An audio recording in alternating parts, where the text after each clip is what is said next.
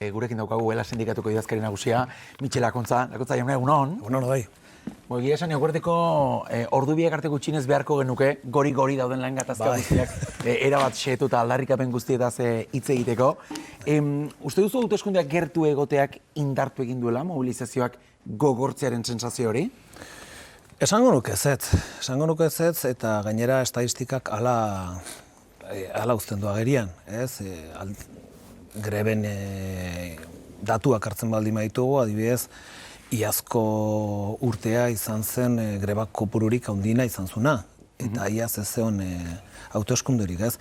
Hori da lehendakariak erabiltzen duen argudio bat, nolabait ere desitxuratzeko grebaren errealitatea, ez? Baina uste dute guk esaten dugu bezala, zorionez, greba herri honetako paisaian dago. Eta hori guretzako albiste hona da, estadistikek ere esate dutelako, greba horien ondorioz ekartzen direla lan baldintzen hobekuntzak. Baina ez da tresna eraginkorrakoa bihurtzen, hauteskundeak gerturatzen doazen heinean? Sektore batzutan behar bada, kasu honetan sektore publikoan egia da, eragin bat izan dezakela, baina sektore publikoa da, sektore guztien artean parte bat. Ez? Eta ikusten baldin badugu, azkenengo urteetako estadistika, COVID-aren urteak entzen baldin baitugu, 2019tik hasita, urrengo urteak oso urte potenteak ezten dira, greben estadistika horretan, ez? Eta egia da, hori, esan dute grebaren eragina herri hontan egiturazkoa dela, ez dela ez da kojunturala. Greba jarraituko dute, gauzak konpontzen ez direnean, grebe jarraituko dute. Itunpeko ikastetxetan, 8 greba egun iragarritako azken mobilizazioa izan da. Hemen gogora datorkiko, ez da nola 2019 amaieran, Kristau eskolakekin batez ere izendako akordio horren harira, nola urrats garrantzitsuak lortu ziren, 2020 lortu zelako, KPIak 2 soldata igoera hori izatea. Orduko lan hitzarmena partxeantzeko bat izan zen, etzen lortu, epe luzexeago baterako lortu ahal izatea, edo agerian geratu dira berriz ere beste aldarrikapen edo behar batzuk. Bai, esan nahi dut, halako greba deialdiak daudenean eta mobilizazioak daudenean izaten dira, ointzat, edo hitzarmenek ja bere iraungitze data betetzen dutelako, eta bestaldera bai gauza batzuk ere konpontzeke daudelako. Ez, eta kasu honetan atzo eman genuen prentsaurrekoan esaten genuen bezala, guri gustatuko litzaiguke hemen, elkarrizketan aritzea, negoziazioan eta akordion bat lortzea, ez? Baina tamalez badakigu, esperientziak ala esaten digulako, hori zelako posible, kasu honetan, otsailetik ona, patronalak ez duelako gurekin hitz egin nahi, ez da eseri nahi sindikatuekin. Orduan, hurrengo pausoak zeintzu dira. Azkenengo urtean 13 bilera egin ziren, eta patronalak esan zuen, guk ez dugu ja proposamenik egingo. Eta orduan hor gauza asko, oinikan konpontzeke egiturazko gauza dira. Langileen lankargekin lotuta daudenak homologazioak, soldatak, gauza pila bat daude, konpontzeke eta patronalak ez du erantzun nahi, eta hemen Eusko Jaurlaritzak ere badu ardura bat bere gain hartu nahi ez duena. Itunpeko ikastetxen mobilizazioak iragartzerakoan berriz ere batasun sindikalaren lekuko izan gara. Hezkuntza publikokoak aurkeztean ordea, Labek eta Igor Arroioken justu nahiko gogor egin du sindikatuen aurka. Langileak nahastea eragin dezakelako beste deialdi batzuen atarian jartzea egun horiek. Zakite hitz egiteko aukerarik izan ote duzuen? Ez, baina hemen Labek arazo badauka. Gauza bat, esplikatzeko, azaltzeko, zergatik irakaskuntza publikoan dagoen salbuespen bat. Hemen greba gaude, sindikatu guztiak zerbitzu publikoetan. Greban gaude, itunpekon, greban gaude, unibertsitatean, eta irakaskuntza publikoan ez. Orduan, zergatik egiten du Labekor salbuespen bat, zergatik ez du grebara joan nahi. Akordio bat duelako, aurretik akordio batera iritsi zelako, eta akordio hori gutxiengo batekin egin da. Ez da, akordio hori ez du gehiengo batek lortu. Eta hor gehiengo bat osatzen duguna, elak, estelasek eta komisionesek, uste duguna da, akordio hori oso akordio eskasa izan zela, eta Eusko Jaurlaritzak eta hezkuntza saila jarri zuen baldintza izan zen, akordio hori izan behar zela, zehaztasunik gabeko akordio bat. Eta Lab sartu zen, hortan. Orduan orain Labek arazoa dauka, akordioa sinatuta dauka, badaki akordio eskasa dela, badaki gauzak ez direla konpondu, badakit ere bai, egon ezina dagoela langileen artean, baina ezin du bere akordio horren kontra egin, ez? Eta zergatik labek sinatu du akordio hori? Akordio bat dagolako, beste akordio bat dagolako, akordio politiko bat, EH Bilduk sartu dena, hezkuntzaren ereduan, eta nonbait ere, labek eman diona da, babes sindikal bat, akordio politiko bati. Ez, guretzako horregatik beti elak azpimarratzen du sindikatuaren autonomia. Ez, guretzako ezinbesteko baldintza da. Hezkuntza legearekin bereziki kritikoa izan zarazu, atzo ikusi genuen nola Eusko Legebiltzarrean agerraldia egin zuen Ikoitzarresek nolabaiteko leialtasuna eskatuz begire da zentzu bat emetzatea iota eta Alderdi Sozialistaren gainean jarrita asteartean amaitzen delako zuzenketak aurkezteko epea. Itxaropenik badaukazue lege horren eraginkortasunaren inguruan? Bat ere ez. Guk ezagutzen duguna eta izan ditugun elkarrizketen ondorioz, gure irakurketak kritikoa jarraitzen du izaten, ez dugulako aldaketa nabarmenik ikusten. Guk ala esan dugu, hemen asmoa da betikotzea egungo eredua. Ez dugulako lortuko hemen sare bakar batera egitea, kurrikulumaren bueltan ez dago aurrera pausorik, ere lan baldintzetan, eta ez euskara murgiltzean. Eta euskararen eta euskalgintzan badago ere bai esango nuke egonezin bat eta kezka bat lege honen bueltan guk konpartitzen duguna, ez? Berez, ez dugu hemen aurrera pausorik ikusten eta esan dugun bezala, hemen asmoa da betikotzea gaur egun dagoena. Eta horretarako bidea hartzeko konpromisorik ez da ikusten Jaurlaritzaren aldetik? Bat ere ez. Esate duzu aldatzeko, ez ikustute hor konsensu bat dagoela, adostasun bat dagoela guretzako nahiko ez dena. Eta hemen Eusko Jaurlaritzak eta sailburuak berak ere izan duen asmoa hori da, ez? Eta aitortu behar dugu, eta elarekin hitzen dutela, eta elkarrizketa mantendu dugula, sailburuarekin hori ez da gertatzen askotan, beste sailburuekin behintzat, eta gobernuarekin ez, eta esan dezakegu ere, ahalegin bat egin dutela gurekin hitzaiteko, baina edukiak hor daude, eta edukiek eta dakaten asmoa guretzako ez da nahikoa. Erosalmenaren inguruan KPI-aren prezioen portzentajea ezagutu berri dugu, gaur Euriborraren iraileko datu ere ezagutuko dugu, itxura guztien arabera eta sorpresa handiegia izango litzateke ehuneko 4tik bera gelditzea. Zer da gertatzen erosalmenarekin eta soldaten igoerarekin? Gertatzen ari dena eta uste dut ere adostasun badagoela ekonomisten artean inflazioaren atzekaldean edo arrazoi hortan ez daude soldatak edo soldaten igoera. Inflazioaren argudio hortan edo esplikazio horren atzekaldean dagona beste da enpresen etekinak eta espekulazioa. Besteak beste, ez dut horrekin esan nahi faktore bakarrak horiek direnik, baina inaundi batean horiek hor daude. Eta ez Europatik, ez Estatutik eta ez Euskal Herrik ez diote horri heldu nahi. Eta hortaz hitz egin behar da ere bai, etekinetaz eta enpresek dazkaten margenak eta ikusten ari garena da urtetik urtera enpresek gero eta gehiago irabazten dutela. Eta hori ikusten baldin bada hori, azkenengo datuek hala esaten dute, enpresek jarraitzen dutela irabazten eta etekin horiek ez direla behar bazala banatzen eta gainera suposatzen dutena da bizitzaren garestitze bat. Eta halako fase batean gaude, pobretze fase batean gaude eta pobretze fase orokorra.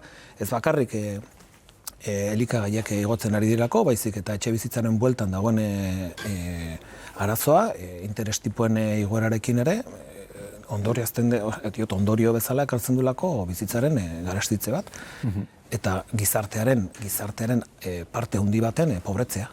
Izan dira gotxak uste dutenak soldata igoera batek areta egoera okerragoa ekarriko lukela, sektore publikoaren lanuztetan aldarrikatutako neurrietako bada soldataren igoera ehuneko 10 izatea eta Jaurlaritzatik argitek garbi izan dute horri erantzuteko moduan ez daudela bidegabea izango litzatekelako eta ez delako posible. Bai, hori boluntate politikoarekin lotuta dago. Askotan ikusten dugu beste. Bai, jakina posiblea dela. Langile publikoetaz hitz egiten dugunean gogoratu behar dena da azkenengo hamarkadan ehuneko 20 galdu dutela, ehuneko erosalmenaren 20 galdu dutela. Orduan, gure esperientzia zein da? Hemen testu inguru honetan eta zaila baldin bada, testu inguru hau badazka gore albiste hon batzuk eta da hitzarmen askotan, lortu dugula KPIa lortzea, edo KPIra bintzat gerturatzea askotan, ez? Gehienetan sinatzen ditugun konbeniotan KPIa bermatuta dago. Alderatzen baldin badu, Gipuzkoa bezalako herrialde bat, 6% da, bataz besteko soldata igoera, ez? Eta langile publikoena da 2,5%. Guze ondo erestatzen dugu, patronala publikoa denean, soldata gutxiago igotzen direla. Zein da egoera zerbitzu publikoetan, horregatik jo dugu greba batera, ez? Esan dut, azkenengo hamarkadan 20% erosalmenaren galera. Behin-behinekotasuna, 50%an dago. Ikuste ditugun bi langile publikoetatik bat behin-behinekoan dago, ez? Eta orduan egoera honen aurrean grebara jo behar dugu. Zentzu horretan, behin-behinekotasuna murrizte aldera, badakigu Europako legea aplikatu nahian egonkortze prozesuan daudela sektore publiko asko, helburua 8%ra jeistea da, zakite egonkortze prozesu horiek nahikoak izango ote diren, edo behin-behinekotasunak oraindik oso altua izaten jarraitu. Bueno, helburua gurea da. 8%ra iristea, baina gobernuarena ez, ikusten baldin badugu, ordu den lan... Paperetan bai. Baina, bueno, horrek ez dauka zer ikusirik realitatearekin, ez? Hartzen baldin badugu hezkuntzan adibidez. 14.000 behin-behineko dira urtetik urtera ebiltzen ari direna lanean, planteatzen diren lan-deialdiak 4.000 besterik ez dira jasotzen, ez? Osakidetzan, 24.000 langile inguru, planteatzen lan-deialdi horietan, 4-3 kanpoan geratuko dira, ez? Eta guk hau judizializatuta dugu. Besteak beste, Eusko Jaurlaritzak galdu duela komen aukera bat 8%ra jaisteko eta legeak zioen bezala, ez? Baina guk ez dugu ikusten inongo asmorik horregatik gauden bezala, osakidetzan, hezkuntzan eta sektore publikoan. Gobernuak ez daukalago inongo asmorik sindikatuekin negoziatzeko eta aurrera pausorik egiteko. Eredu fiskalaren gainean, Bizkaiak iragarri berri du, aurten bertan asko dela fortuna handien zerga kobratzen, atzo 3 aldundiek oharra kaleratu zuten erreforma fiskalari egutegia jartzen nolabait. Zer norabide hartu lezake horrek? Ez daukagu ilusio ondoriko ezkorra gara. Kasu honetan, begira honetaz bai hitz egiten da, batzutan hauteskundea datozenean, hitz egiten da fiskalitateari buruz, eta gero ikusten duguna da hauteskunde hori pasatzen direnean ez dela ezer egiten, ez?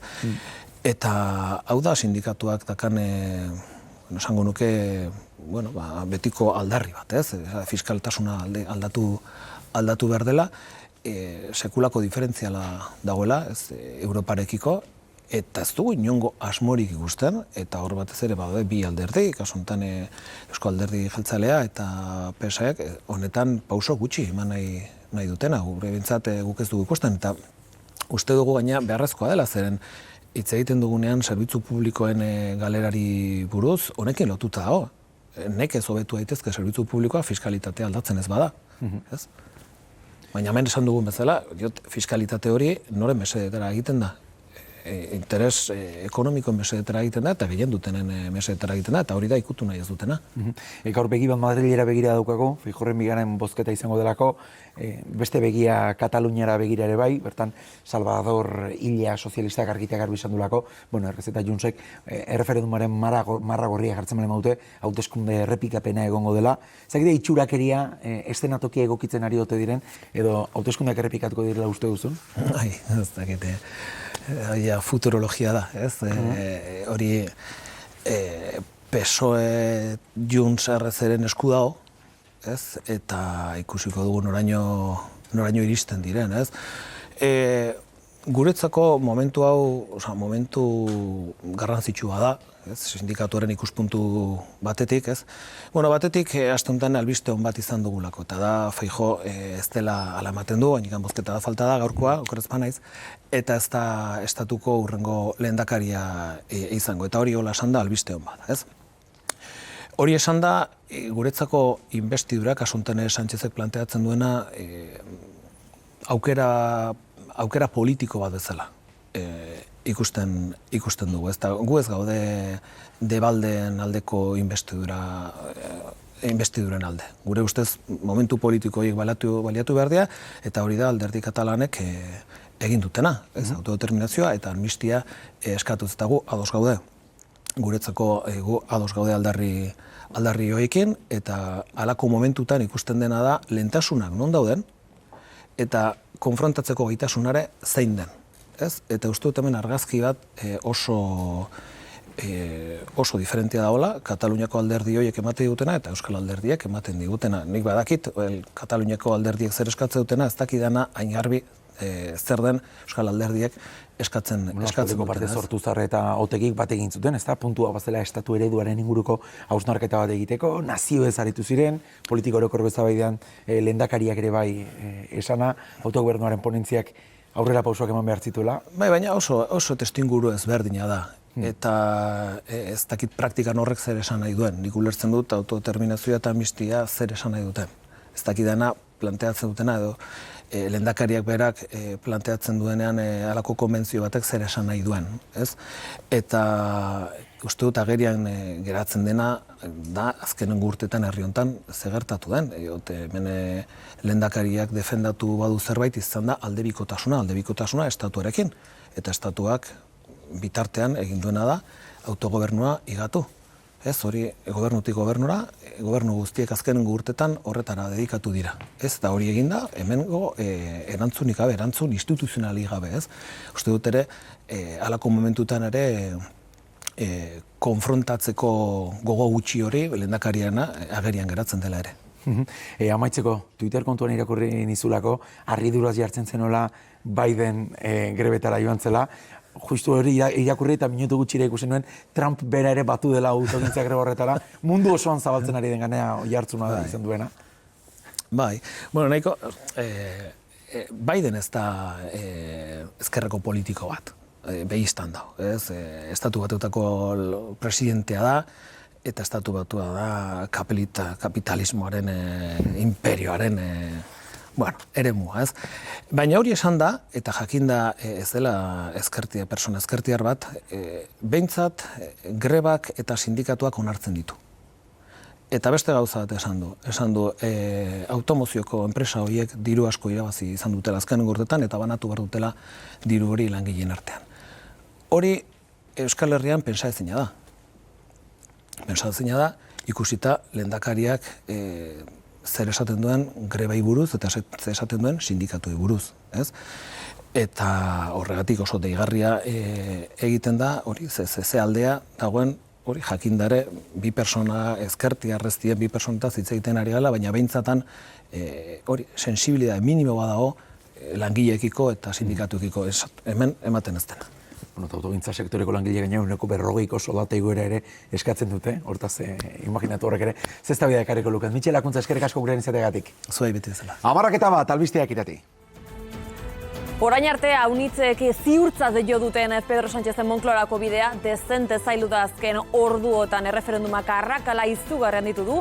PSOE eta alderdi katalanen artean sozialistek atea itxi diete independentisten asmoei oharbidez adierazi dute bide horretatik ez dagoela aurrera egiteko aukerarik konstituzioaren barruan baino ez dutela negoziatuko, esan du PSOEk.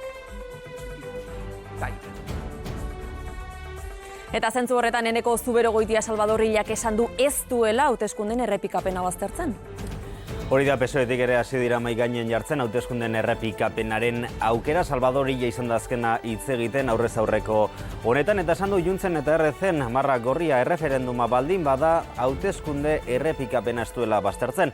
Hain zuzen ere alderdi katalan independentistek baldintzak gisa jarri dute investidurari aldeko boto emateko, Sánchezen investidurari aldeko boto emateko, erreferendumean aurrera pausuak eman ditzan datorren legegintzaldi honetan eta baldintza hori ez dute beraientzako bakarrik nahi izan ere parlamentean irresoluzioa bozkatzeko proposamena egin dute. Beraz, gaurko Sánchezek ez ditu bermatuta bere aldeko botoak eta datozen egun eta asteetan negoziazioak luze joko dute. Feijóoren investiduran argi dago hurrengo orduetan behin betiko ezetza jasoko du. Lehen bozketako porrotaren ostean gaur bigarren bozketa egingo da. Kasu honetan gehiengo sinplea beharko luke, hau da, baiezko boto gehiago ezezkoak baino. Horren ondoren Pedro Sánchez PSOEko hautagaiaren txanda hasiko da, Espainiako erregeak gaur arratsaldetik aurrera proposatu lezake presidente izateko. Feijóoren investidura prozesua negargalia izan dela esan du Iñigo Urkullu lehendakariak. Norbere interesetako izanen dela gehiago gizartearen onurarako baino. Hauteskundeak errepikatu daitezen galdetuta esan du albiste txarra izango litzatekeela, baina okerragoa izango litzatekeela erabakia gaitasunik ez daukan gobernu batek aberaztea. Será una mala noticia tener que repetir las elecciones ahora, como ocurrió en el año 2016-2019.